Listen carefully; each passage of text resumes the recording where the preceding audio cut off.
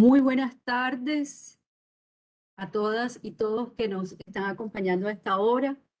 Bienvenidos a la conversación, la actividad de las bandas antes de la fundación del Festival Nacional del Porro, organizado por el Centro Cultural Montería del Banco de la República en alianza con el Departamento de Artes de la Universidad de Córdoba y la licenciatura en Música. Queremos aprovechar este espacio para invitarlas a todas y a todos a que nos acompañen en las visitas guiadas presenciales que tenemos de la exposición Imagen Regional 9, que se encuentra en este momento en el Centro Cultural Montería y que estará disponible hasta el 18 de junio. Asimismo, queremos contarles que a partir del 1 de junio retomamos nuestros horarios habituales de atención al público en la ciudad de Montería y en todo el país. Estamos de lunes a viernes en Montería, de 8 de la mañana a 5 de la tarde en jornada continua, dando por supuesto cumplimiento a los protocolos de bioseguridad. Si quieren conocer todos los detalles de esta apertura gradual y los horarios para consulta en sala y visita guiada, pueden ingresar a nuestra página web www.banredcultural.org. Como es habitual, primero tendremos la intervención de nuestros invitados y al final abriremos el espacio para dar respuestas a las preguntas que ustedes nos envíen por el chat habilitado en Facebook Live de Banred Cultural Montería. A lo largo de la trayectoria del Departamento de Córdoba, las bandas de viento han constituido un elemento protagonista en la vida cultural y social. Sin embargo, a la fecha, las pocas investigaciones que se han hecho en torno a su música han sido desarrolladas en su gran mayoría por profesionales de áreas diferentes a la música. Esta conversación tiene como objetivo dar la palabra a los músicos para construir con ellos, a partir de sus conocimientos, una memoria colectiva que le permita a la comunidad del departamento de Córdoba reconocerse en ella y hacerse partícipe de una construcción hacia el futuro, que proyecte al porro y sus bandas como los símbolos representativos de la región en los que se evidencia la tradición, la cultura y el patrimonio.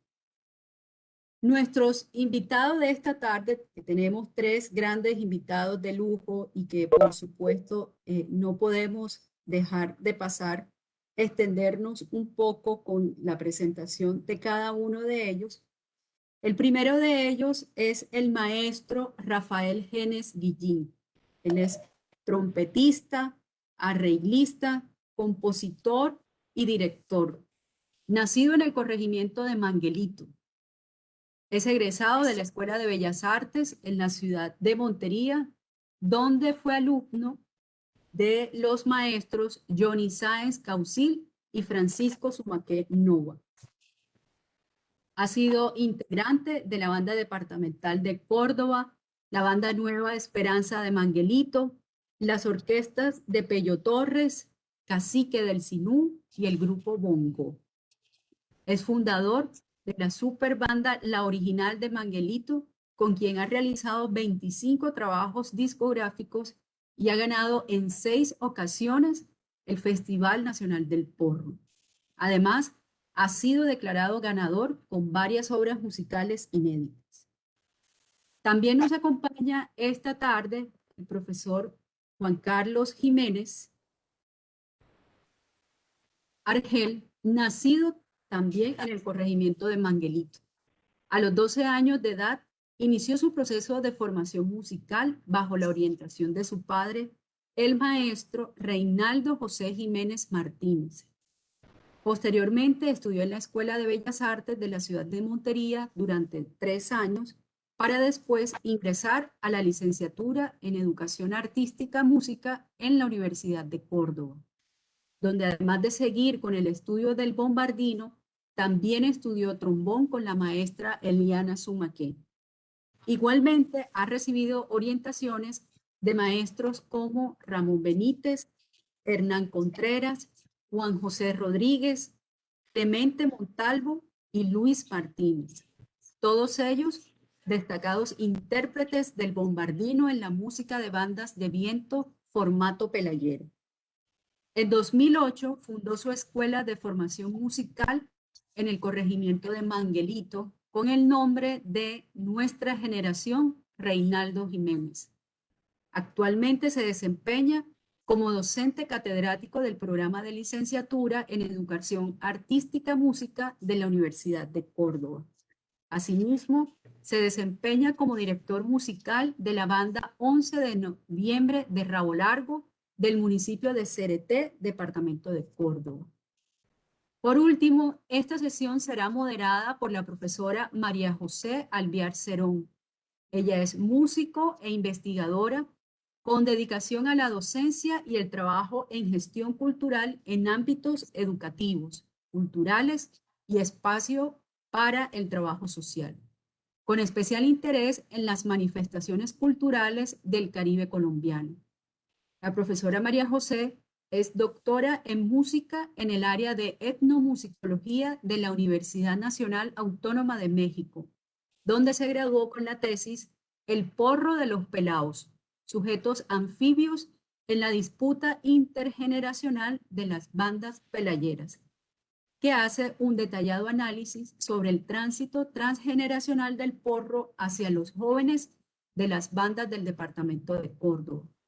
Como investigadora, ha realizado publicaciones y presentaciones en coloquios en España, México y Colombia. Asimismo, ha participado en numerosos equipos de organización y producción de eventos culturales. Actualmente está radicada en la ciudad de Montería, donde es docente de la Universidad de Córdoba y gestora cultural. Como pueden ver, tenemos un grupo extraordinario de músicos, investigadores que nos están acompañando en esta tarde para estas conversaciones sobre las bandas antes del Festival del Porro. Maestro Rafael, profesor Juan Carlos y profesora María José, bienvenidos y muchísimas gracias por acompañarnos en esta tarde. Gracias a la Universidad de Córdoba y la licenciatura en música por acompañarnos en esta actividad. Adelante. Bueno, muy buenas tardes para todos. Muchas gracias, Diana, por esa presentación tan extensa y tan bonita. Para mí en particular es un honor estar aquí y quiero expresarles además de parte del Departamento de Artes de la Universidad de Córdoba y de la Licenciatura en Educación Artística, nuestro agradecimiento al Banco de la República por permitir estos espacios en los que nosotros podamos enriquecer nuestro trabajo, tanto a nivel investigativo como también a nivel de extensión, en la medida en la que nos comunicamos con la gente, con nuestra gente, con los que están a nuestro alrededor, que es para nosotros de verdad muy, muy importante. Entonces, de verdad, muchísimas gracias al banco y bueno, a Diana en particular. Yo quisiera empezar por contarles un poco el interés de hacer esta serie de conversaciones para ir entrando en materia.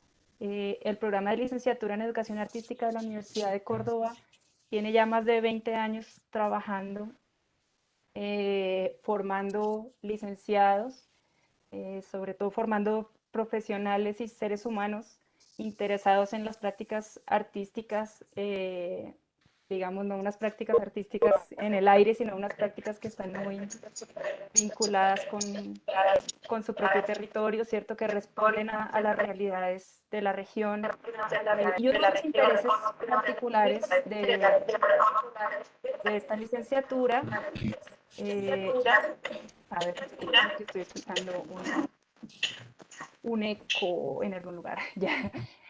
Uno de los intereses particulares de esta licenciatura, como les decía, ha sido la intención de preservar, de desarrollar, de difundir también las prácticas artísticas y culturales del departamento de Córdoba, de la región Caribe en general. Y es un asunto sobre el que se ha trabajado mucho y que durante los últimos años, digamos, ha tenido cada vez más importancia porque al programa le parece de verdad muy importante conectarse de una manera directa con su región y responder a las necesidades que tiene la región misma, ¿cierto?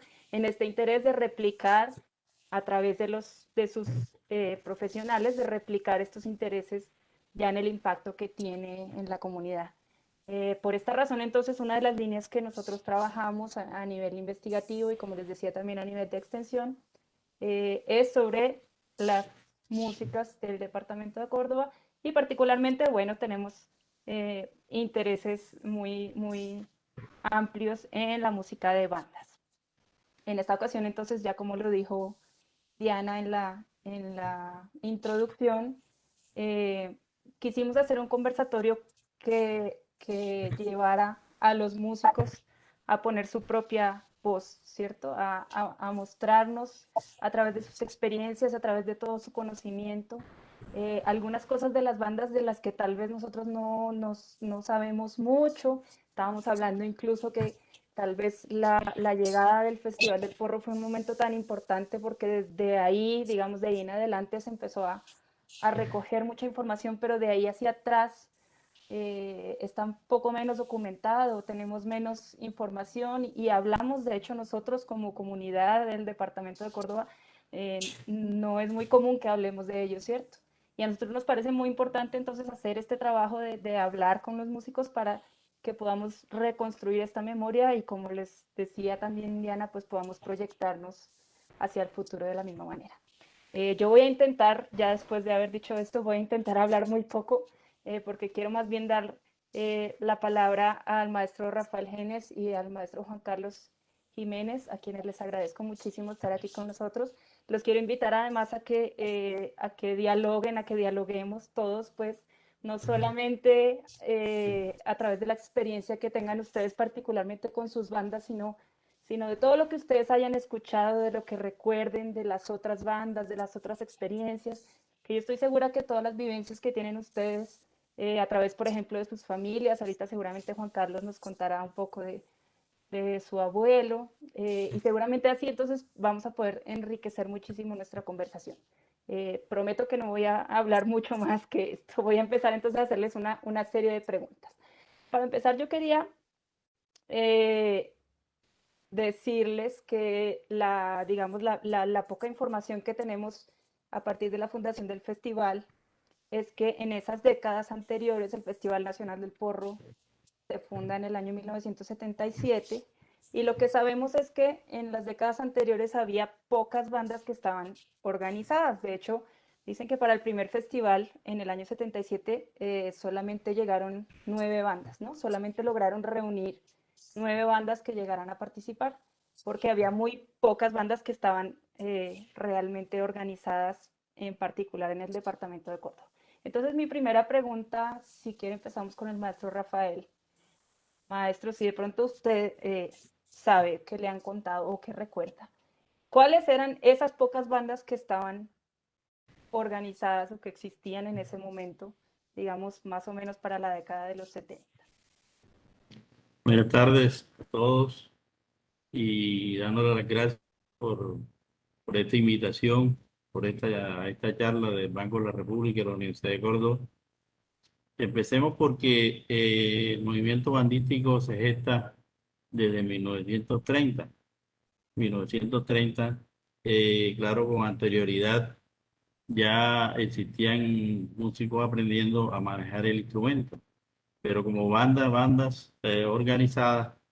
Se gesta esto en 1930 con la banda Ribana de San Pelayo, la banda Bajera también de San Pelayo, la banda Central de San Pelayo y la banda A número 4 también de San Pelayo y la Nueva Oriente de San Pelayo también. Este movimiento se maneja en 1930. En el año 40 aparece la Nueva Esperanza de Manguelito, o sea, una organización que gestor de esto fue mi señor padre Manuel Cristóbal Genes Hernández.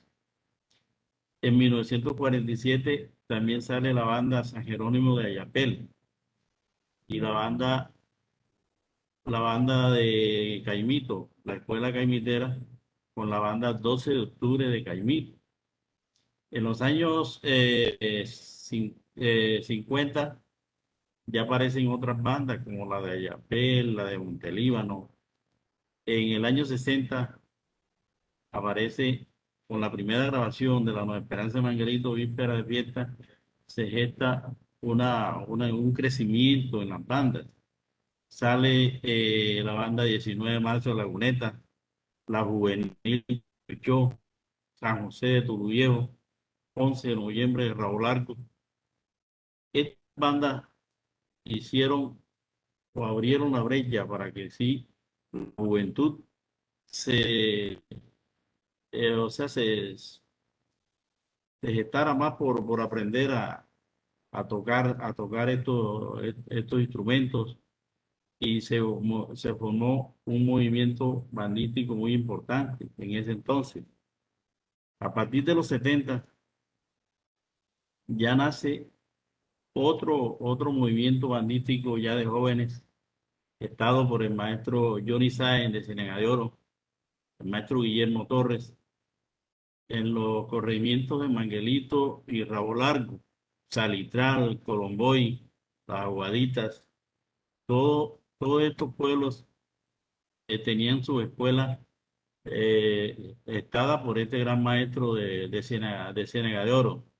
Ya estas bandas de 1930, 40, tocaban fiestas patronales, se dedicaban a tocar fiestas religiosas. Los ritmos que manejaban, pasodoble, foxtrot, vals, de la época, ¿no? Porque todo era cuestiones religiosas, más no, todavía no se manejaban lo que sería la fiesta de fandango y eso no se manejaba, ni carrera de caballo. Ya en el año 40, 50, las bandas de Córdoba, como la Esperanza de Manguelito y las bandas ribanas de San Pelayo y Bajera, viajaban mucho a la costa, a Moñitos y a Puerto Escondido, por aquí por la zona de San Pelayo, Buenos Aires, a pie, o a veces viajaban en burro y a caballo. En ese transcurrir de tocar estas fiestas religiosas, se encuentran en la zona costanera con los afros y se encuentran con los bailes cantados en la playa, que no eran propiamente la fiesta que manejaban acá en la zona de San Pelayo ni en la zona acá del Sinú, sino en la costa. Entonces esos bailes atípicos cantados con palmas y acompañados a veces de un tambor, me contaba mi señor padre, de ahí, de esas tonadas, tarareaban ellos su cuestión y ellos acá cogían con el instrumento y hicieron varios montajes de repertorio de esa zona. Cogieron ese repertorio de los afros, de los bailes, de allá vienen las velas, de allá viene la cuestión de las ruedas, que de ahora se manejan acá en el fandango, y montaron varios temas de esa zona, y enriquecieron el folclore nuestro con esos cantares. O sea, de la forma cantada, lo metieron a los instrumentos de viento, ¿no? A los metales. Y ahí le pusieron la rítmica del bombo, del redoblante, del platillo, y ahí manejaron lo que es hoy el fandango, puya y cumbias. Enriquecieron el repertorio natural de ellos, que era paso doble y foxtrot. Me contaban ellos padres que ellos tarareaban el ritmo que les gustaba a los músicos de acá y ellos acá con el instrumento eh, se aprendían la melodía que ellos tarareaban. Lo otro, ya en 1970 empiezan las grabaciones musicales de las bandas como la Nueva Esperanza de Manguelito, pues hizo varios trabajos discográficos en el entonces CBS de Bogotá. Y para montar un tema, eso era tremendo porque para montar un tema se demoraban de pronto hasta una semana, porque eso lo viví yo, porque eso lo ensayaban en la casa de mi papá. Ensayaban para grabar, no como hacen ahora, que eso es por instrumentos y lectura. No, eso era de forma empírica. Entonces duraban una semana montando un tema y mientras el maestro Johnny pues ya le explicaba a cada músico su papel sin leer siquiera, sino saberse las notas, porque no descifraban partituras.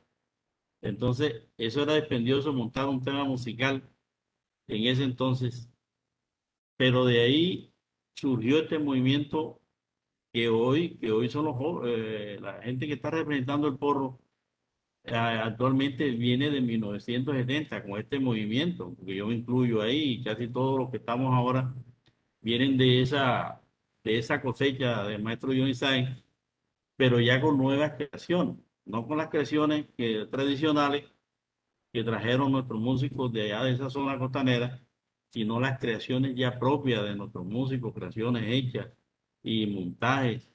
Se hicieron las grabaciones. Eh, lo otro, lo otro Maestro. sería, sí, Ah, no, discúlpeme, que yo le iba a hacer una preguntita al maestro Juan Carlos, a ver si vamos conversando un poquito aquí los ¿a dos y cómo no? ahorita seguimos un poquito. Mire que, maestro Juan Carlos, el maestro Rafael nos nombró ahorita una cantidad de bandas, ¿cierto? Uno a veces piensa como que de pronto en esos años había como que una bandita por aquí y otra por allá, y estamos escuchando a maestro Rafael que casi que cada municipio tenía un proceso, incluso en San Pelayo nos dijo maestro Rafael que había varios, ¿cierto? Varias bandas en el municipio de San Pelayo. Yo quería preguntarle al maestro Juan Carlos de pronto si él también ha tenido información de eso. eh, ¿Qué organización tenían esas bandas? ¿Cómo se organizaban? Porque yo he escuchado, por ejemplo, que uno se dedicaba a ser el tesorero, que el otro se dedicaba a organizar alguna cosa. Digamos, ¿cuáles eran las tareas que se ponían para que las bandas funcionaran en ese momento? Profe Juan Carlos. Bueno, inicialmente, buenas tardes para todos los presentes, maestro Rafael Genes, maestra María José. ¿Me escuchan bien? Sí, ¿Me pueden claro, escuchar? Sí. Sí, sí, sí, muy bien. sí, Ok, bueno. Bueno, sí, con respecto a tu pregunta, María José, sí, en nuestras bandas tradicionales, esas bandas que, como dice el maestro Rafael Genes, y se dio ese movimiento bandístico a partir de los años, de las décadas de los años 30 en el siglo XX hacia acá. En esta región del Sinú, eh, siempre fueron muy organizados. Mi fuente directa de información es mi abuelo Joaquín Pablo Argel, director general y fundador de la banda 11 de noviembre de Rabo Largo. Es decir, que cualquier cosa que yo aquí pronuncie no es información que yo viví, sino la experiencia de mi abuelo y también, obviamente, también la experiencia de mi padre Reinaldo Jiménez Martínez, quien también, bueno, hoy se encuentra en el cielo, pero fue mi papá un gran intérprete del bombardino y músico de bandas, orgullosamente, y quien también me contó muchas anécdotas de esa linda historia, de todo de toda esa comunidad, ¿verdad? La música de bandas en esta región. Y en un principio era algo, no quiere decir que hoy día no tengamos la misma organización, pero antes eran como un poco más organizados, porque cada uno de ellos se dedicaba, o sea, se dividían las obligaciones. Es decir, mientras que alguien se encargaba de ser el líder, por decir así, como le llamamos, director ejecutivo de la banda, quien se encargara de estar atento al tema de los horarios de los ensayos, quien se encargaba de estar atento a buscar al maestro que impartiera el ensayo, quien se encargaba de la alimentación para el ensayo, porque como dice el maestro Rafael Genen, era un día de ensayo, no era como hoy día que solo ensayamos 2 horas, por decirlo así, porque claro, músicos lectores y llegamos y anticipadamente la tecnología también nos ha ayudado mucho porque hoy mandamos la partitura por el WhatsApp o por el correo y la estudias y cuando llegas al ensayo solamente a ensamblar. Era día completo de ensayo y era con almuerzo incluido, incluso desayuno y almuerzo incluido para que rindiera. Entonces, siempre hay muchas obligaciones. Estas bandas tenían tesorero, una persona que se encargaba de manejar la parte financiera de la banda, bueno, la parte económica, más que la parte financiera, la parte económica de la banda, quien guardaba los recursos, quien repartía el dinero cuando se culminaba el contrato o la actividad musical que realizaban. Otra persona que se denominaba fiscal, había un fiscal encargado del orden de la banda. Ese es uno de los, maestro Rafael Genes lo puede corroborar, quizás uno de los que más se ganaba la enemistad de los músicos porque era quien multaba. Por ahí nacieron entonces esas llamadas multas, ¿no? que el músico que se pasaba un poco de trago, que de pronto no subía al fandango porque se... Entonces el fiscal, imagínense, ya vamos por el fiscal, el director general, el tesorero, el fiscal, siempre habían vocales dentro de esa junta directiva de la banda también, ¿sí? Entonces digamos que era una organización muy buena, muy completa, por decir así, porque, es decir, nuestras bandas siempre se han caracterizado por ser, por ser agrupaciones conformadas por personas, en ese momento eran personas adultas. Hoy día no es normal que en las bandas se encuentren personas jóvenes incluso menores de edad en nuestras bandas, pero anteriormente no.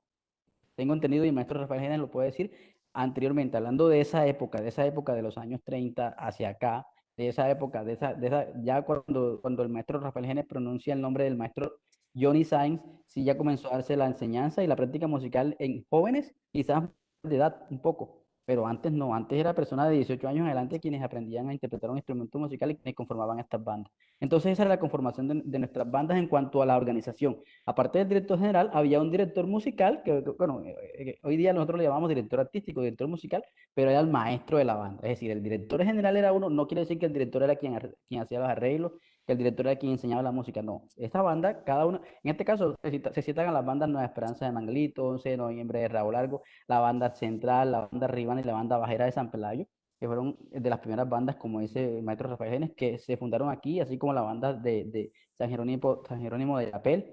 Fueron las primeras bandas que se fundaron aquí en esta región del Caribe colombiano cuando todavía nosotros pertenecíamos, bueno, cuando nosotros, digo yo como si hubiese de esa época, pero digo porque me siento muy orgulloso de ser cordobés, cuando todavía nosotros pertenecíamos a ese Bolívar grande, ¿cierto? Cuando todavía Córdoba y Sucre formaban parte de un mismo departamento junto con Bolívar, llamado Bolívar Grande. Entonces, la organización de nuestras bandas era así, una junta directiva muy bien organizada, que impartía orden, que impartía también al mismo tiempo responsabilidades para cada uno de sus integrantes. Qué bonito, es muy interesante conocer eso porque de verdad, eh, a veces uno cuando está de espectador escuchando una banda solamente escucha que la banda toca y ya, ¿cierto? Y a veces es difícil conocer como esas cosas que pasan allá al interior porque no Sí, es nada fácil sí, mantener la claro. estabilidad de una banda. Yo le quería preguntar al maestro Rafael Genes, de pronto de lo que su papá le contaba, lo que usted sabía, en ese tiempo, ¿eran muy estables, siempre eran los mismos músicos o también tendían a cambiarse de una banda para otra? O... Sí, siempre manejaban la misma nómina de músicos, aunque eso siempre ha existido a través del tiempo, el transcurrir de las bandas, de que un músico pues no está sujeto a una sola agrupación, ¿no? Pero siempre manejaban una nómina de 14 músicos. La cuestión de las bandas ha aumentado en su formación, de músicos, a partir como del año 90 para acá, que le han metido otro bardino, le han metido otra trompeta, otro trombón, tal que son 18 músicos. Pero antes se manejaba un formato de 14 músicos y eran estables, eran ahí firmes con la cuestión de los ensayos. Como te digo, como los montajes más trabajados. Entonces, para cambiar de banda, para otra vez tener a un músico otra vez bien acoplado y eso se necesitaba mucho trabajo. Entonces, siempre manejaban los mismos integrantes, o sea, también por el orden que manejaba el señor director, que más que todo operaba como organizador, así como dice el primo Juan Carlos, porque que montaba los temas era el maestro, que se dedicaba prácticamente a escribir los temas y a, y a dedicarse a que el músico se lo aprendiera empíricamente, ¿no? Entonces, siempre se manejó el formato de 14 músicos, 14 músicos, 14 músicos donde quiera que iban, y nunca fueron descompletos a un toque porque en ese entonces, imagínense, en ese entonces la banda de Rabolaco tocaba aquí y la banda de Manguerito tocaba en el otro lado de la plaza, y ahí no se podía rendir nadie. Ahí eso era piquería de banda cuando eso. Entonces no se podía manejar otro formato de menos músicos porque la banda perdía. Maestro, y esos 14 qué instrumentos tocaban? ¿Cómo se repartían? Había tres trompetas, por ejemplo, la banda de Manguerito tenía tres trompetas. Tenía tres trompetas, dos trombones, un barítono, tenía tres clarinetes, dos bardinos, platillero, bombero, redoblante, o sea, la percusión. Y en cuestiones ya de presentaciones exclusivas, grabaciones y eso, utilizaban la tuba. Al maestro Betín, al maestro Abraham Luna, lo utilizaron varias agrupaciones aquí en Córdoba porque no había quien tocara la tuba. Entonces, ese tubero casi el mismo de todas las bandas, el maestro Abraham y el maestro Héctor Betín. Ahí tenemos la foto de la Nueva Esperanza de Manguelito. Esto fue como en los años 70. Siempre se manejó este esquema de los 14 músicos.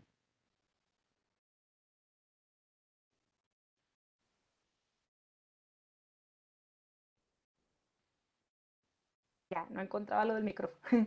Maestro, ¿y cuál es la diferencia entre los bombardinos y el barítono que mencionó usted ahorita? ¿Eran instrumentos diferentes? Sí, instrumentos diferentes. Si puedes notar el compañero que está en medio, compañero que está en medio, que tiene el bombardino más pequeño, ese es el barítono. Esos barítonos a veces lo tocaban en mi bemol, pero este que utilizaba la Nueva Esperanza de Manguelito, lo tocaba el señor Esteban Díaz en si bemol. Entonces, la cuestión de ello era adornar la melodía, acompañamientos. A veces se iba junto con el trombón, pero a veces le tocaban sus partecitas solas, ¿no? Y un instrumento que es muy melódico, y como le digo, y con la tuba todavía se oía más acompañado, se oía más fuerte. A ver, y el maestro Juan Carlos, ¿qué nos puede contar un poco de eso? A mí me causa mucha curiosidad, digamos, la variedad que había entre esos instrumentos, porque hoy en día uno ve los tres bombardinos, ¿cierto? Como más o menos como iguales. Pero antes había como varias funciones diferentes y varios tipos. No sé si el maestro Juan Carlos nos cuenta también. Sí, sí, bueno, tal cual como acaba de decir el maestro Rafael Genes, la conformación era así casi en todas las bandas, de 14 músicos, entre 14 y 13 músicos. No sobrepasaba el número de 14 músicos. Y entonces, en cuanto al tema del barítono, algunos maestros ya de la tradición, esos juglares que tenemos, de los que desafortunadamente ya han partido y unos que todavía tenemos presentes, también le llamaban a este instrumento el alto, le denominaban así. Según me cuenta el maestro Joaquín Pablo Argel, que le llamaban alto, obviamente, porque su sonido era un poco más agudo, ¿cierto? Era un poco de un sonido más agudo. Es decir, estaba el barítono, que es muy similar, pues, o mejor dicho, es de la familia de los fliscornos, de los bombardinos, pero un poco más pequeño que el bombardino que comúnmente utilizamos acá en nuestro medio, ¿cierto? Y todos eran de esa forma vertical. Digamos que en ese momento era poco, ahí vemos en esa imagen que se ve en pantalla un bombardino pando, creería que fueron de los primeros bombardinos que como nosotros llamamos por ahí, van pando, que se vieron por acá en esta región, pero casi que en el principio todos los bombardinos eran verticales. Y sí, entonces se diferenciaban, era en tema me decía de esta forma el maestro Joaquín Pablo Orgel, porque había uno que sonaba más delgadito, y bueno, sí, yo le comprendía que al decirme más delgado era que obviamente sonaba un poco más agudo, ¿cierto? El alto, en este caso el alto, en comparación con el bombardino y con el barítono. Entonces, ¿qué pasa? Que algunos de estos maestros, por ejemplo, el maestro que señala ahí, el maestro Rafael Genes, el maestro, yo lo conozco como, le decían popularmente recorte, o me equivoco, maestro Rafael Genes. Sí, claro. El maestro Esteban le decían el maestro recorte, ¿cierto? Así Exactamente. le decían el maestro.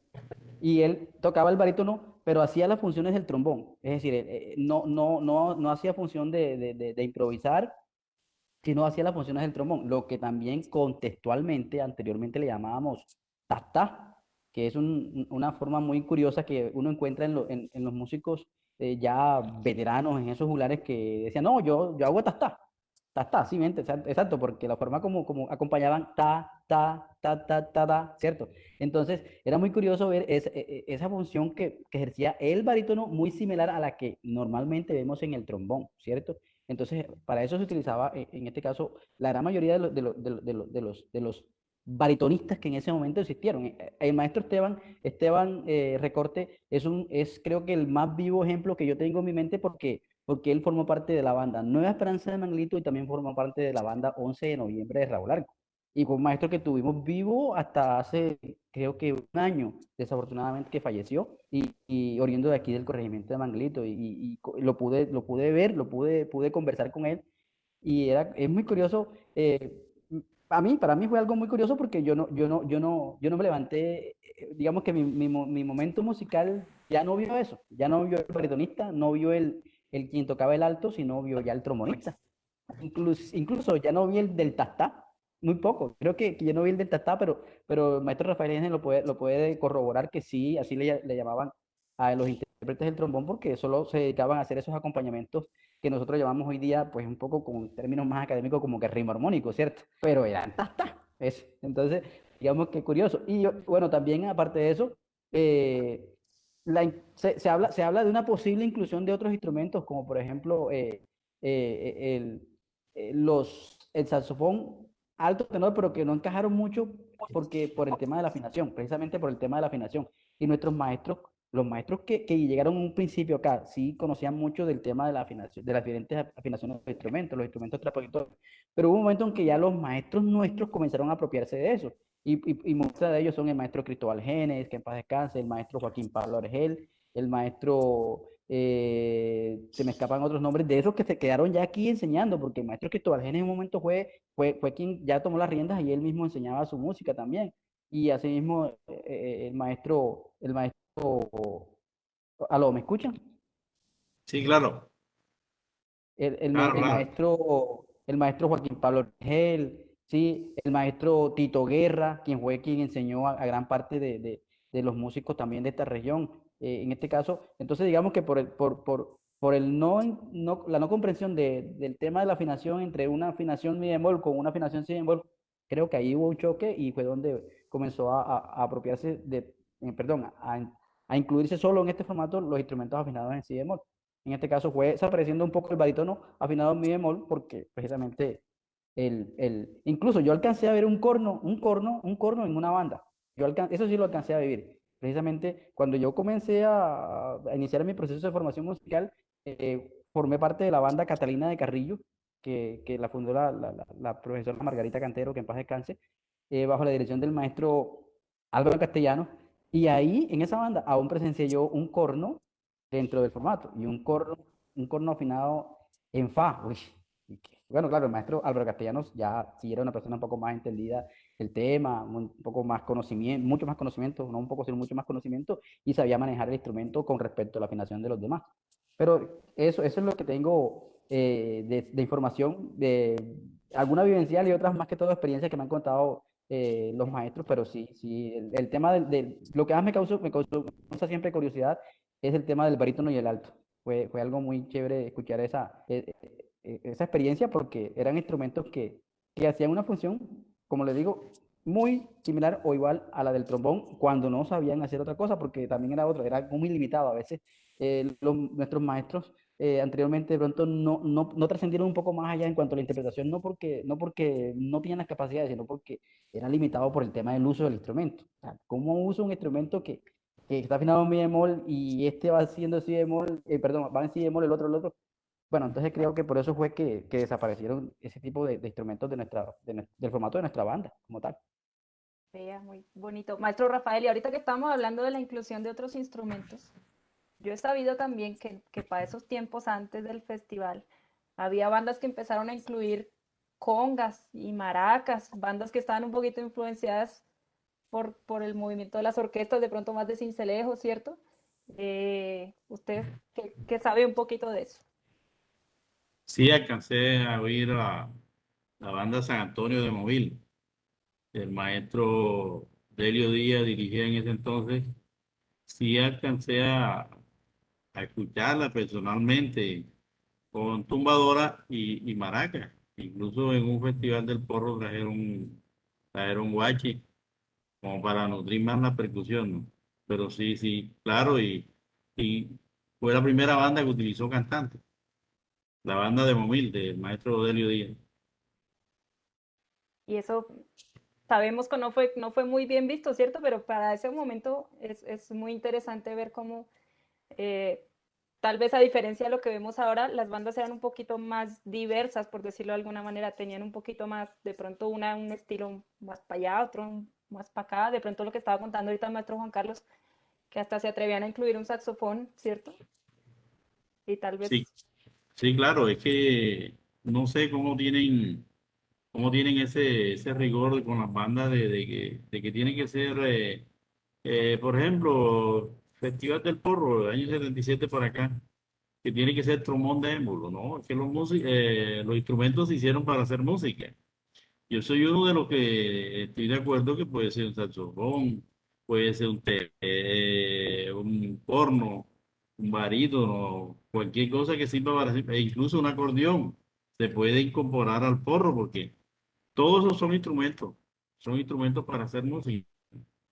Pero no sé, estamos como tan sujetos a ese formato de los tres clarinetes, que si lleva cuatro clarinetes es mucho, que si lleva cinco trompetas es mucho, ¿no? Incluso yo creo que son cuatro clarinetes por cada trompeta, son como 16 clarinetes para las cuatro trompetas. Entonces, no sé cómo hacen esto de las bandas, ¿no? Pero una cosa muy subgénero y que no está en las cuestiones normales de la música, pero que ha sido así y siempre han rechazado que tú no me puedes tocar aquí con un saxofón, que no me puedes tocar incluso ni con una tumbadora ni con nada porque dañas eso. No, si esos son instrumentos para hacer música, incluso hasta una hojita.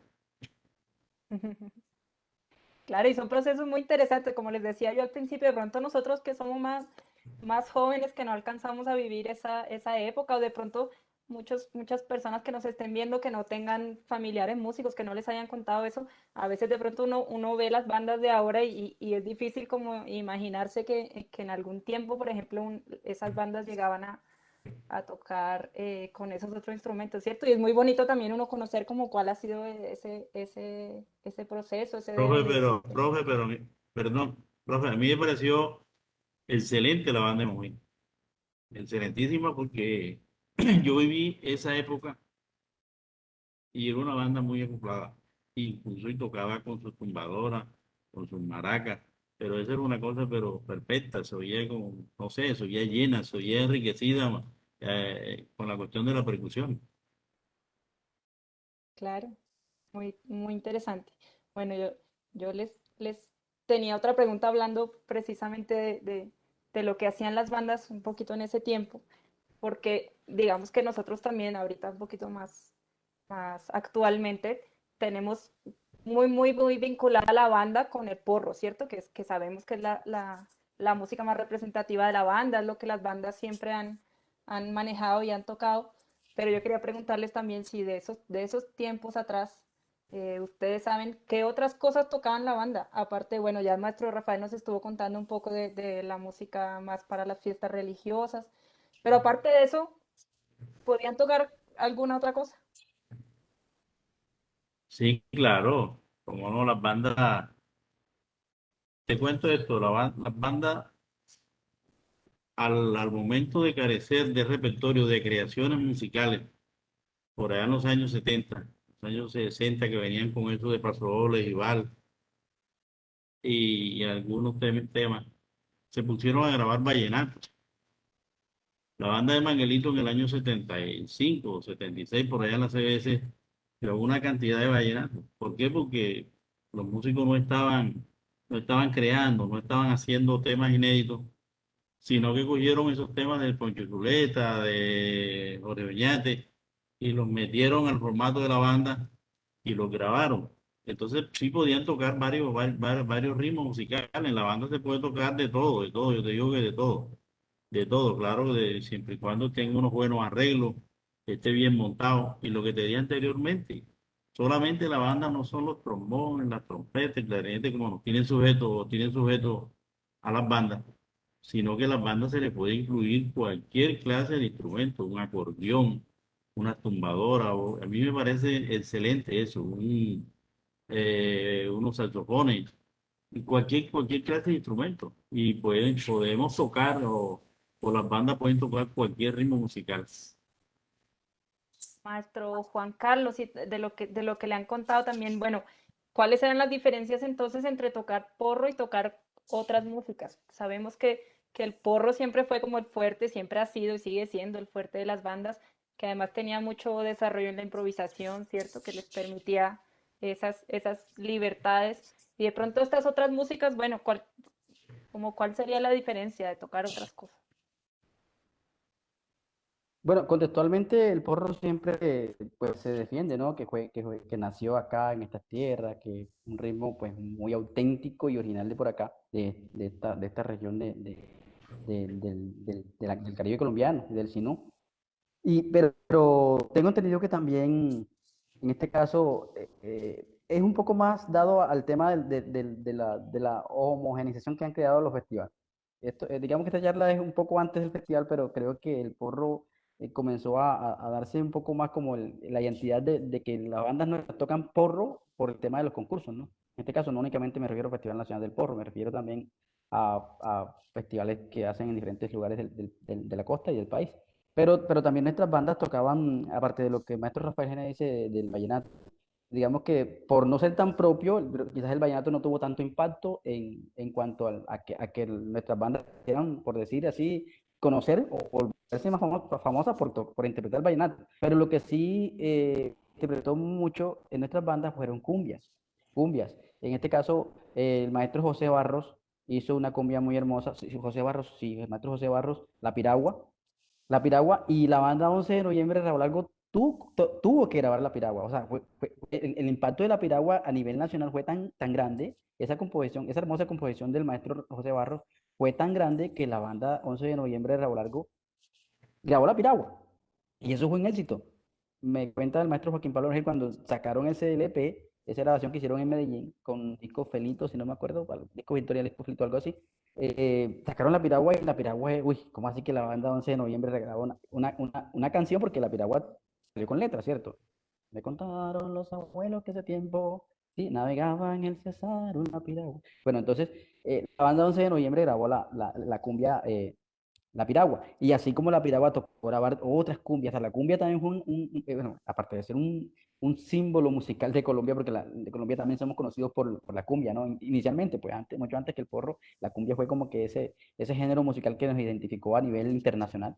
Entonces la cumbia también fue interpretada por nuestras bandas. De hecho, aún se sigue interpretando, pero ya no como que con esa misma, por decir, no de esa misma manera, creo yo. Y creo que ha sido producto del tema de los concursos, de que, bueno, el porro es lo que identifica a las bandas y la cumbia no, pero también el fandango, como ritmo, hablando del fandango, porque a diferencia del vallenato que se divide en cuatro ritmos, perdón, nosotros tenemos un porro que tiene dos modalidades, sí, sí, de acuerdo a lo que se ha hablado, aunque se ha dicho que no, que eso no solo, bueno, tenemos dos modalidades, que es el tapado y el palteado, pero tenemos un ritmo llamado fandango, que también ha dado mucho a conocer nuestras bandas y que nuestras bandas en ritmo fandango se encuentran en identidad muy grande, muy grande. En este caso, producto de ellos son todos esos fandangos tradicionales que conocemos. Y el ritmo puya, porque el ritmo puya fue un ritmo que también identificó mucho a nuestras bandas, aunque acá en la costa caribe colombiana se habla de tres clases de puya, la puya de gaitas, la puya de vallenata y la puya de bandas, pero la puya de banda también tuvo un nombre y bueno, de hecho, en los concursos se interpretaba puya en un principio. Tengo entendido que el Festival Nacional del Porro interpretaba como concurso, se abrió un concurso obra inédita en ritmo de puya, pero eso con el tiempo fue desapareciendo. Pero, pero también era un ritmo que las bandas nuestras interpretaban. Entonces, las bandas no únicamente interpretaban porro, sino también cumbias. Siempre han interpretado fandango y el ritmo de puya. Una anécdota muy chévere que tengo, y es que yo no sé, yo no alcancé a ver ese programa, no sé, el maestro Rafael Genes, algo que se llamaba Animalandia. Algo que se llamaba Animalandia, y las bandas tuvieron que grabar Animalandia.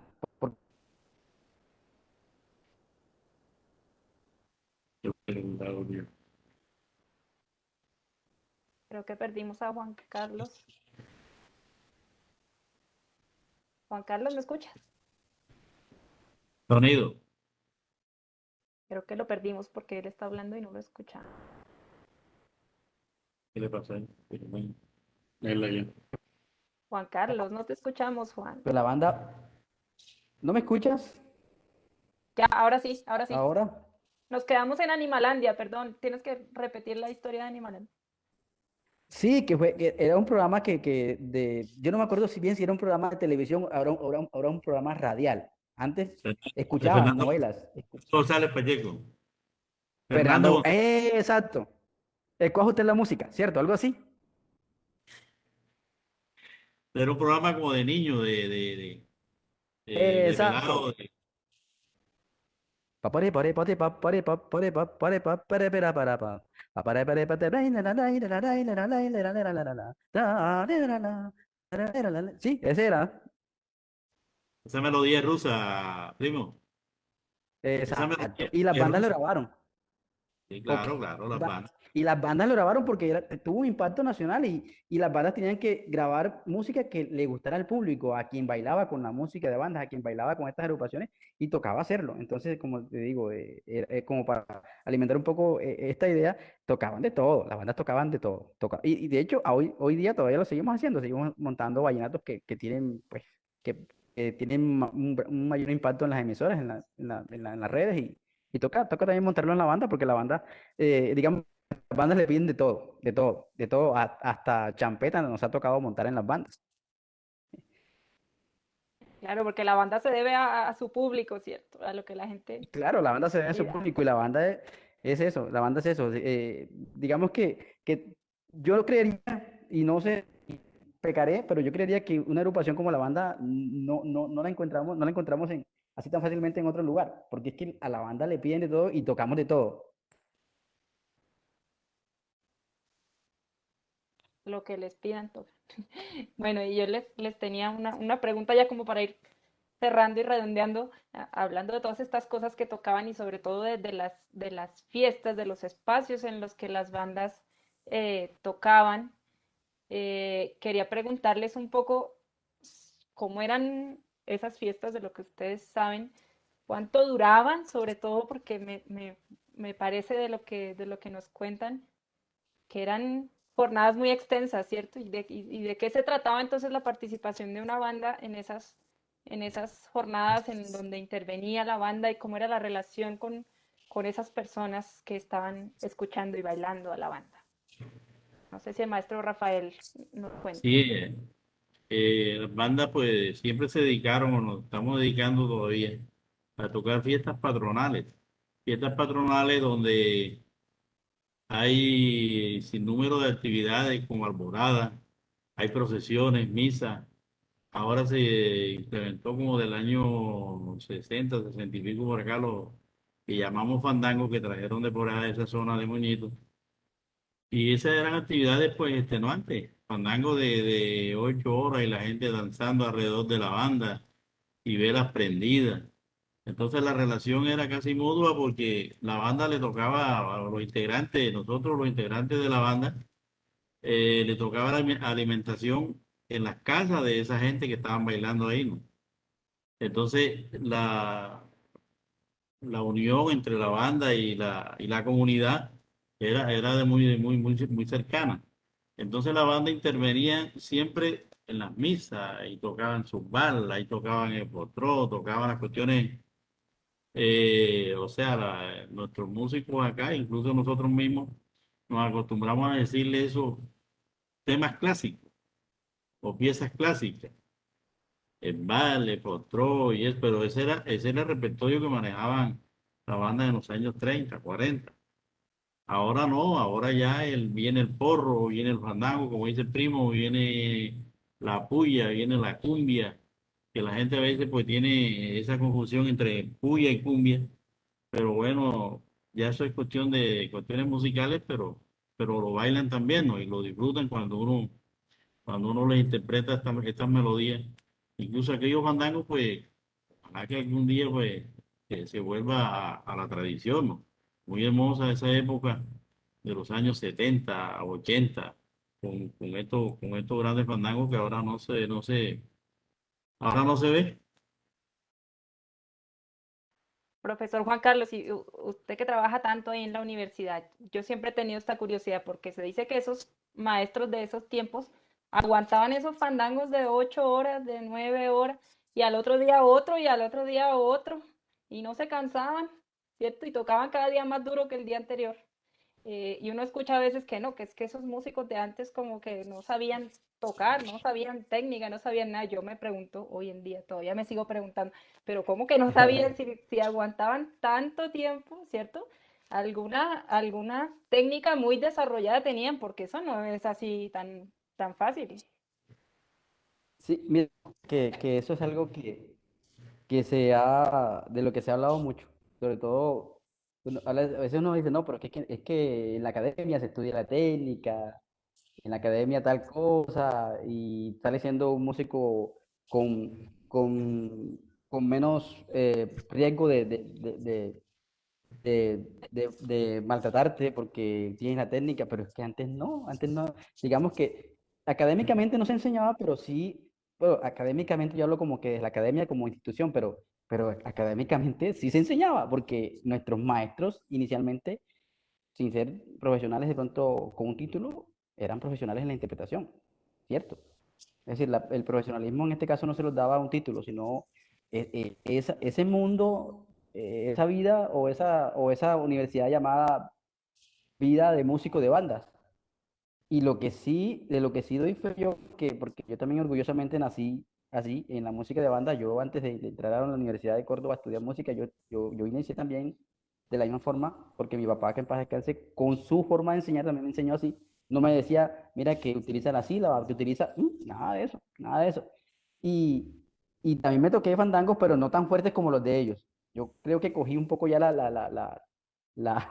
la tradición un poco como que ya con menos cantidad de horas, pero era increíble que tocaban toda la noche. Me cuenta el maestro Joaquín Pablo Oregel, me cuenta el maestro Mario César Narváez, con quien también he dialogado mucho, y los demás maestros acá del corregimiento de Manglito, con quienes he compartido siempre charlas sobre esto, y eran 8 horas de fandango, y no era que el último día, eran todos los días, de 9 de la noche hasta 6 de la mañana, y era a, a darle toda la noche. Creo que tenían media hora de descanso, algo así, o me equivoco. Y, y al día siguiente tocaba mejor, claro, porque ya, yo creo, y sí pasa mucho porque a mí me ha pasado. Ya no lo hago tan frecuentemente, como dice el maestro Rafael Gene, porque ya no hay esa oportunidad de tocar esas fiestas tan largas. Pero a mí sí me pasaba que cuando tocaba una fiesta, por ejemplo, de Corralejas de 6 días, el primero y segundo día no me sentía tan bien, pero ya el tercero, al cuarto, al quinto, ya el labio estaba, uy, súper bueno porque estamos como que en esa actividad plena. Digamos que el calentamiento son los 2 primeros días. La etapa de calentamiento es como, bueno, igual hacer música es una actividad física, ¿cierto? No podemos desconocer eso. Y pasa lo mismo que con los deportistas. Pues hacen un calentamiento previo y para irse directamente a la actividad plenamente. Y creería yo que los músicos de nuestras bandas en ese momento, hablando de esos años cuando los fandangos eran todo tan largos, cuando trataban toda la noche tocando, creería que los 2 primeros días, o el primer día lo tomaban ellos como un calentamiento, y después venía la hora de la verdad y ellos lúcidos como si nada, mejor dicho, se terminaban las 8 horas de fandango y seguían hasta las 8 o 9 de la mañana, creo yo, si no estoy mal. Y todavía hay algunos pueblos donde acá se conserva eso, que termina el fandango, termina el compromiso que tienen con la junta organizadora, y nunca falta cuando la junta dice, yo tengo 2 horas más. Y era cuando los músicos decían, venga, que ahora es cuando nosotros queremos. Entonces, yo creo que es eso, era una capacidad tremenda para la interpretación, una resistencia que lo daba eso. La técnica yo creo que tuve una charla el año pasado con alguien que me hablaba sobre eso, que la técnica se enseña desde la academia, pero ¿a qué le llamamos academia? Sí, de pronto con profesores titulados y todo eso, pero la academia musical de la música de banda, valga la redundancia, es grande y ha enseñado a miles de personas, y muestra de ello son todos estos maestros que aún tenemos a los 70 años tocando un instrumento musical.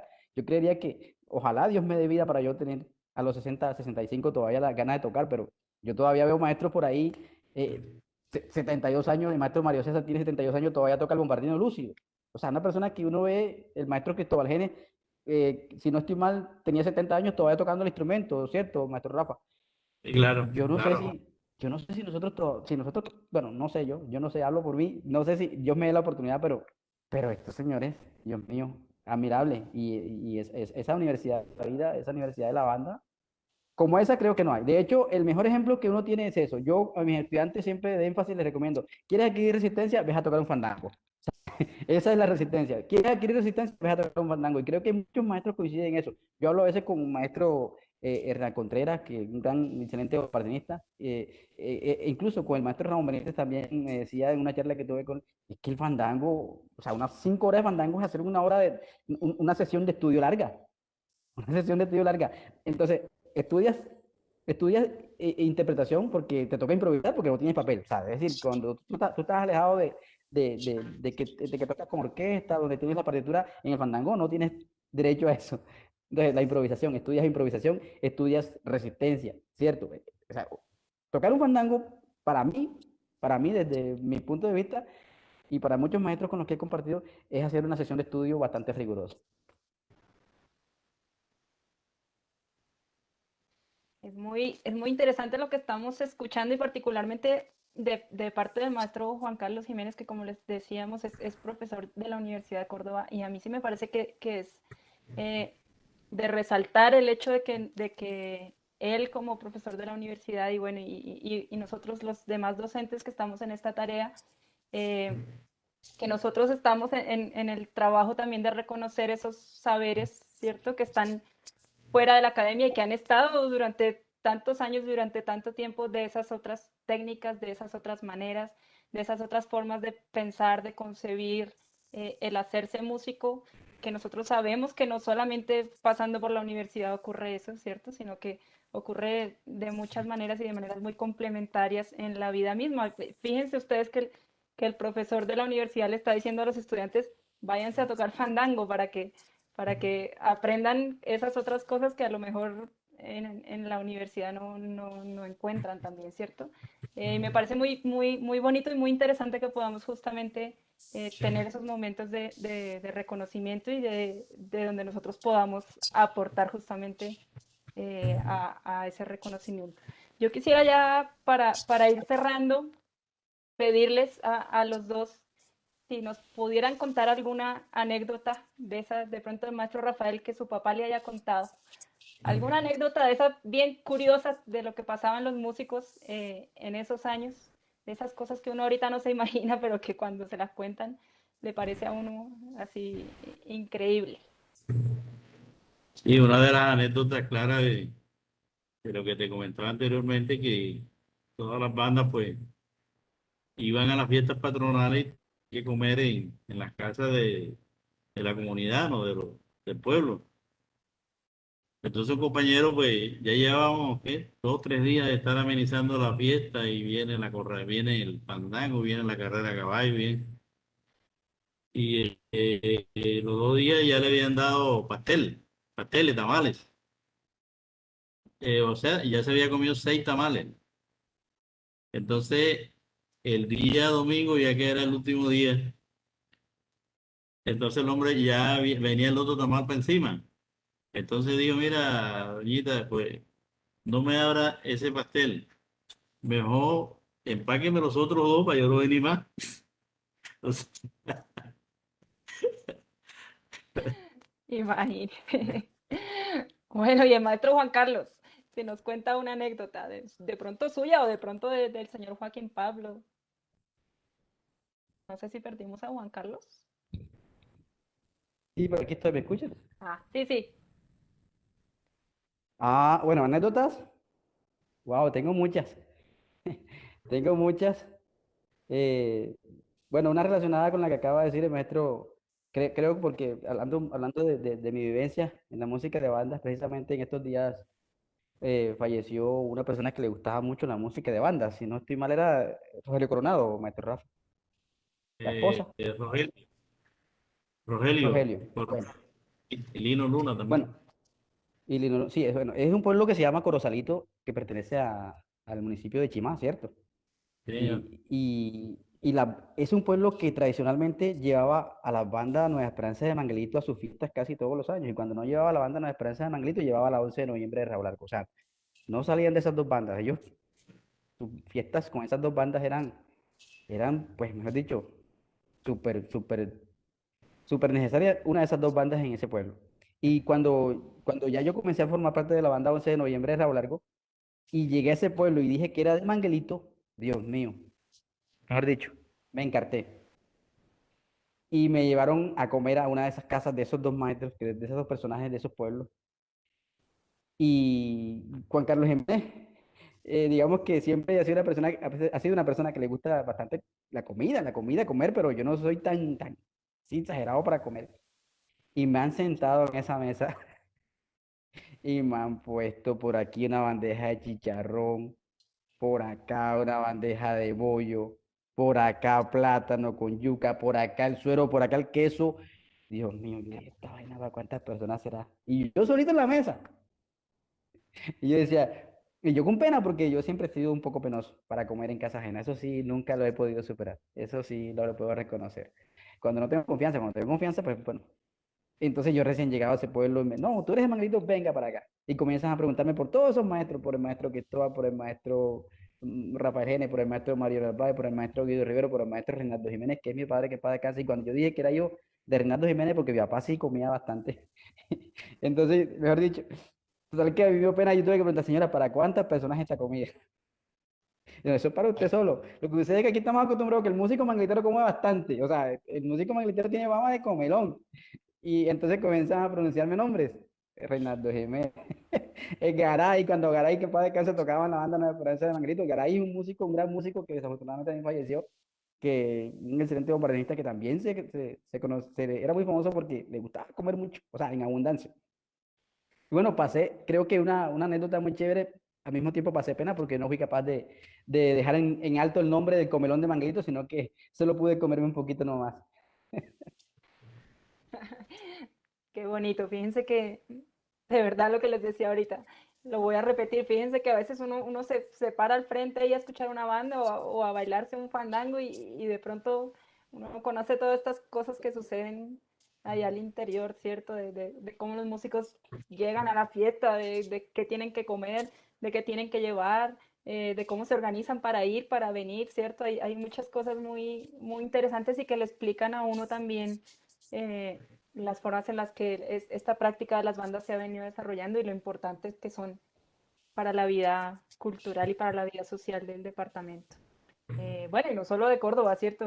También de Sucre y de las otras regiones en las que también estas bandas han tenido su presencia tan importante. Bueno, yo les agradezco de verdad muchísimo. Ha sido de verdad muy grato escucharles. Eh, nos han contado cosas de verdad muy detalladas y muy interesantes que de verdad no nos podría haber contado otra persona que no fuera músico, ¿cierto? Y ese era quizás el interés de hablar particularmente con ustedes. Yo no sé si de pronto tenemos algunas preguntas en Facebook, si de pronto tienen alguna pregunta que no la puedan hacer para transmitírsela aquí al maestro Rafael Genes, al maestro Juan Carlos Jiménez. Claro Eh, que sí, profe.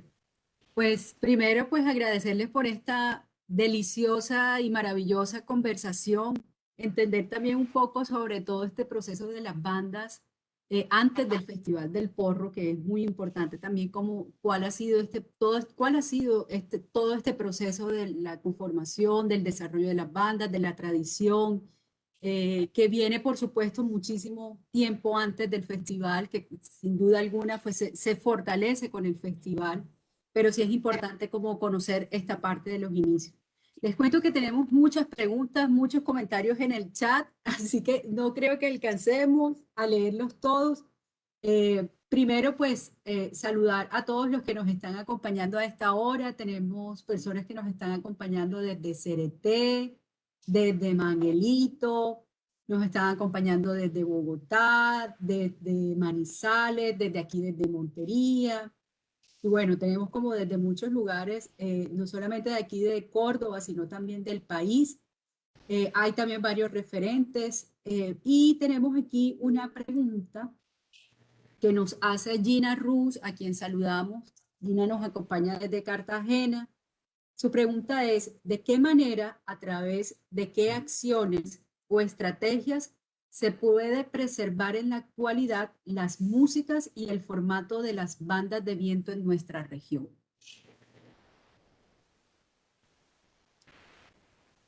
Creo que, creo que sí se puede conservar a través de la juventud, ¿no? Eso que está haciendo el primo Juan Carlos Manguelito, es una de las cuestiones que puede preservar y conservar nuestras raíces culturales, folclóricas, con los movimientos bandísticos. Él tiene su escuela de niños, incluso yo veo que tiene peladitos ahí de 5, 6, 7 años. Esa es la importancia de cultivar lo nuestro y de preservarlo a través del tiempo.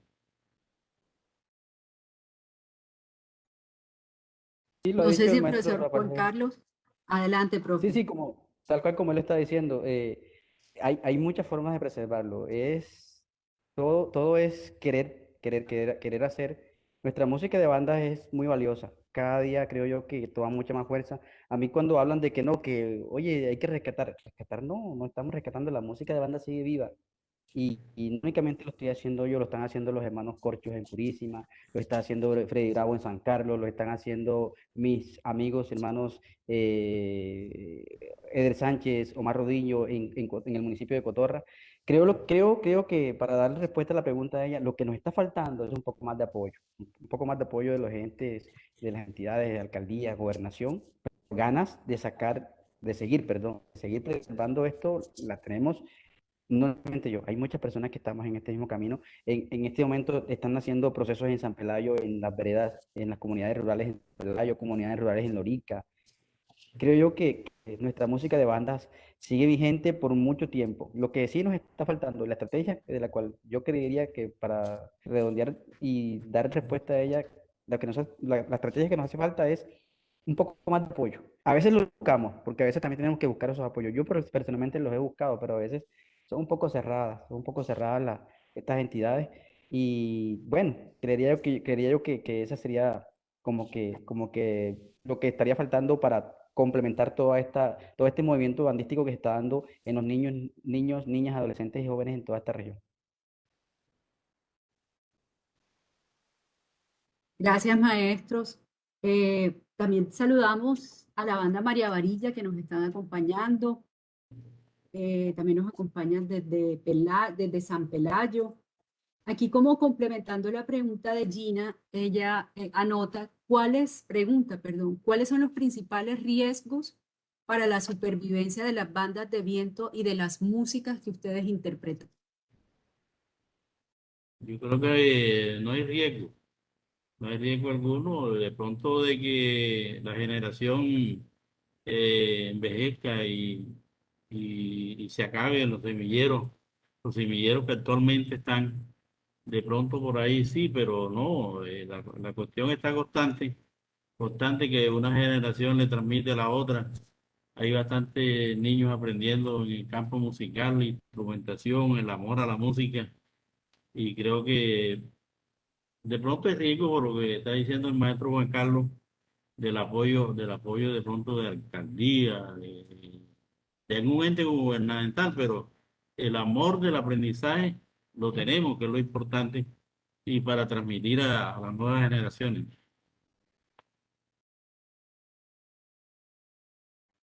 Bueno, desde las filas de las nuevas generaciones creo yo que no hay riesgo, así como dice el maestro Rafael Genes.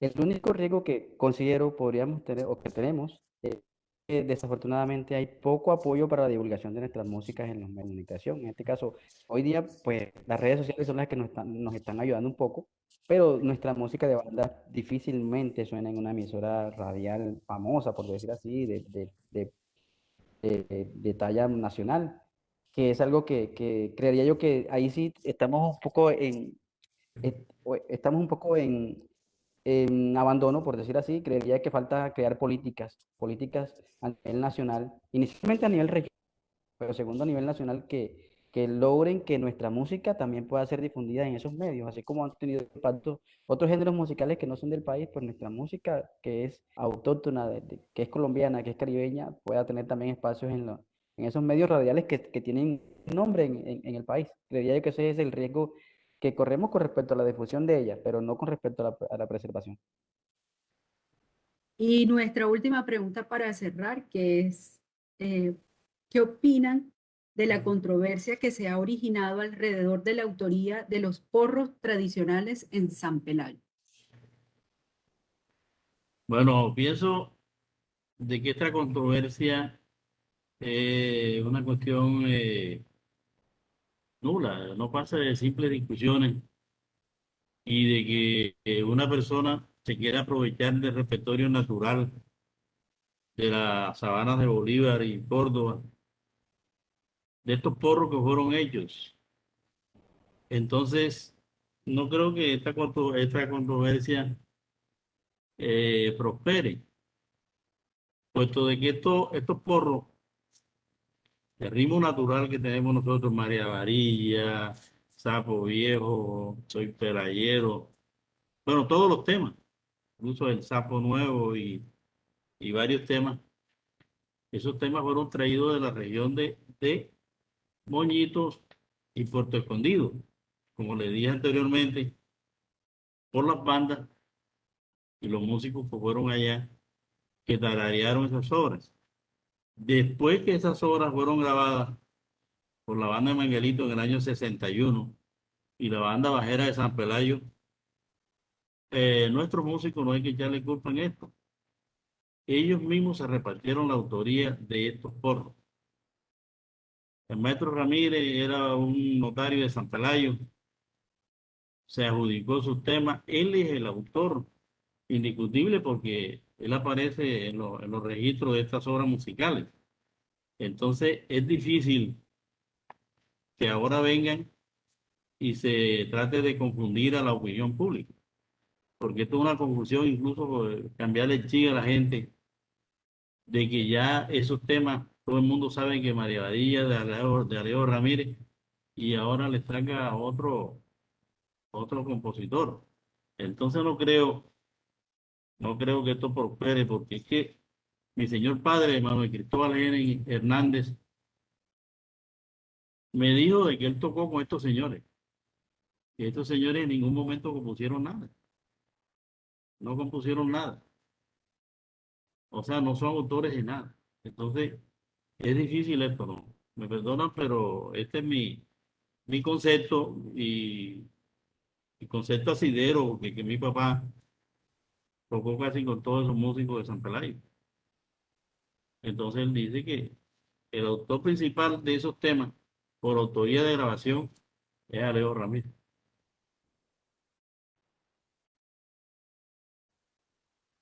Sí, cuando se habla de la autoría intelectual de estas obras musicales, yo siempre he sido una persona muy ajena a entrar en como en esa controversia. Lo cierto de nuestra bella música es que nuestra música se hizo a través de un colectivo. Toda esa música se hizo a través de un colectivo, como dice el maestro Rafael Genes.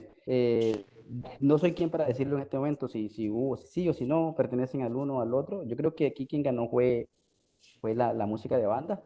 Se creó un repertorio musical inmortal, porque nuestro repertorio musical vivirá por siempre. Y ejemplo del colectivo lo doy de la obra titulada La Butaca. En este caso, de pronto quizás que estos maestros anteriormente, el maestro Alejandro Ramírez, el maestro Paternina, el maestro Garcés, todos estos maestros de pronto aportaban sus ideas para la creación de las obras. Creería yo, pues hablando como que de la experiencia que hay con La Butaca, en la que mi abuelo Joaquín Pablo Argel diseñó la melodía de La Butaca, diseñó a su manera de escribir, escribió a cada instrumento lo que le correspondía hacer y él aportó la melodía, es decir, es el autor de la idea principal de la butaca, es decir, yo creé la melodía, es mi obra, pero cuando estaba en el ensayo mi abuelo dice, bueno, ¿y el ritmo?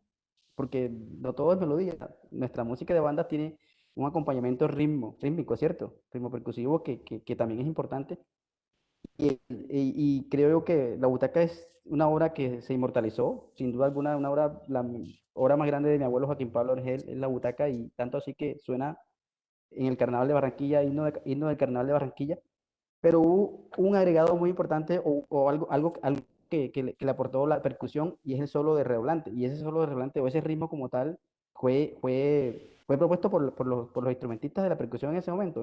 El maestro Dagoberto Argel dijo, vamos a hacerle un solo a esto. Y digamos que eso, la butaca fue un colectivo también. Mi abuelo Joaquín Pablo Argel compone la melodía, pero la percusión, en este caso a cargo como que del maestro Dagoberto Argel, dice, vamos a agregarle este ritmo. O sea, es decir, que se juntaron varios saberes en el momento. Yo creo que así ha pasado con la música de bandas que hoy día está en controversia de quién es el autor o no. Se juntan varios saberes en momentos, personas que con una idea de una melodía, tú con una idea de otra, y así pasó. Y como dice el maestro Rafael, a alguien se tuvo que dar la autoría. Y muchas obras de nuestra música de bandas fueron creadas así, por colectivo, ¿cierto? Entonces, por ejemplo, yo lo doy como experiencia de la butaca porque mi abuelo Joaquín Pablo Argel me lo ha dicho. Yo creé la melodía y por eso es mi obra, pero Dagoberto Argel le imprimió a esa música, le colocó su toque de percusión y el solo de redoblante, que fue lo que también agradó mucho en el público. Pues maestros, muchísimas gracias. Maestro Rafael, profesor Juan Carlos, profesora María José. Muchísimas gracias por acompañarnos en esta, como les decía, extraordinaria conversación que nos da mucho más luces de estas tradiciones musicales de nuestro Caribe, específicamente de estas tradiciones musicales del departamento de Córdoba. Sin duda alguna, las bandas de viento hacen parte de esta memoria histórica, hacen parte de esta tradición y es importante conocer cómo sus procesos de inicio, de cómo se desarrollaron, conocer las diferentes agrupaciones, toda esta parte interna que se desarrolla alrededor de las bandas, es sin duda alguna una delicia poder escucharlos. Nuevamente, muchísimas gracias. Antes de cerrar esto, agradecemos a todos los que nos acompañaron en esta tarde. Esperamos que hayan disfrutado esta maravillosa conversación. Cerramos esta conversación además recordándoles que este ciclo de conversaciones los vamos a tener también para el mes de julio. La segunda sesión va para este mes de julio. Allí hablaremos de la actualidad de las bandas y sus nuevas perspectivas. Así que los invitamos también a que se programen desde ya. También los invitamos a que sigan toda nuestra agenda cultural del Banco de la República a nivel nacional y también del Montería en nuestra página web www.banreccultural.org.